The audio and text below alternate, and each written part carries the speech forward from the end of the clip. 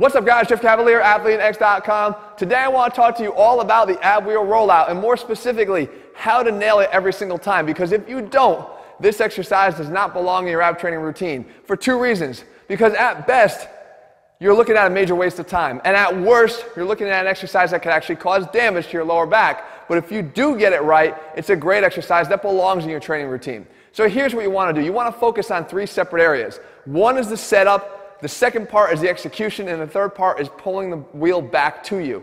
Those are the three areas. Obviously, every exercise is made up of those three components, but in this case, people tend to screw up in those three areas, so we want to cover all of them. So when you're getting set up for the exercise, the first thing you want to do is focus on the position of your back and your hips. And the key here is that you don't want to follow some advice where people tell you to flatten everything out in one straight line. Because what you're doing here is you're immediately taking this exercise and making it solely one thing. And that is, at least as far as the abs are concerned, and that is an anti-extension move. And while that is a tremendous component of this exercise, it's not the only one.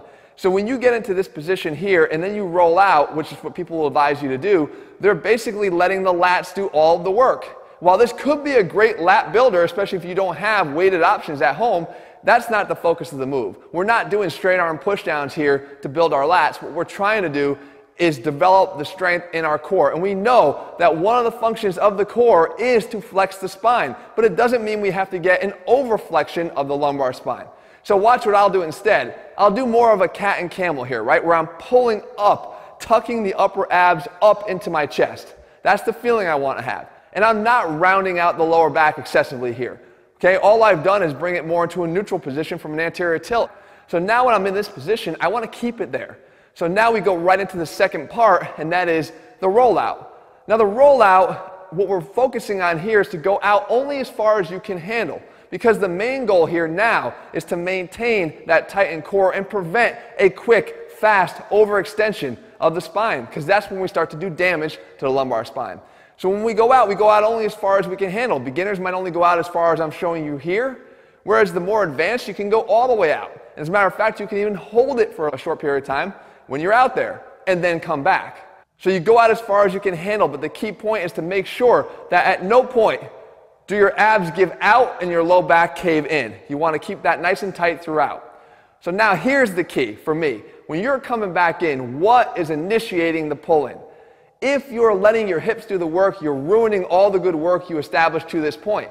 And that's what a lot of people do. And people will say, I'll do hundreds of ab rollouts. Not if you're doing them right. If you go out and your first move is to pull your hips back so that you're getting a lot of hip flexion to drive the wheel back in, then you're not doing it right.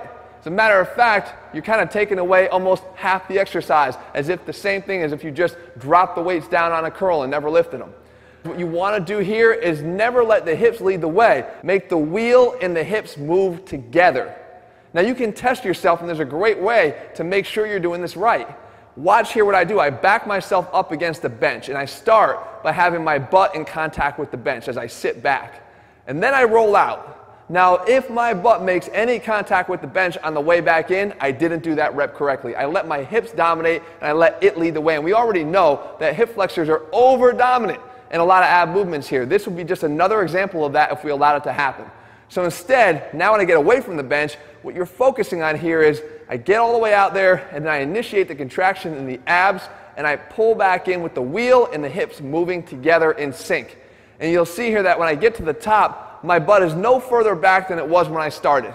And that is a properly executed ab wheel rollout. And that's what you should be focused on every single time. And guys, it rolls over to all of our ab training. It's not just trying to crank out reps. I think this is where this gets bastardized more than anywhere else in our training, is focused on hundreds of reps of ab training. No. Focus on quality reps and forget counting how many you're doing. The key is to make sure that all of your reps count, and that is when you're going to be training your abs effectively and more safely. If you're looking for a program that puts the science back in strength, that makes sure that you get not just your ab training right, but every single thing you do, then head to ATHLEAN-X.com right now and get one of our ATHLEAN-X training programs. In the meantime, if you found this video helpful, leave your comments and thumbs up below. Let me know what else you want me to cover here, and I'll do my best to do that for you in the days and weeks ahead. Remember guys, when you're trying to do something good for your body, the last thing you want to do is something that hurts you. As long as you're doing this right, I promise you will get great results from using this wheel right here. All right guys, talk to you soon.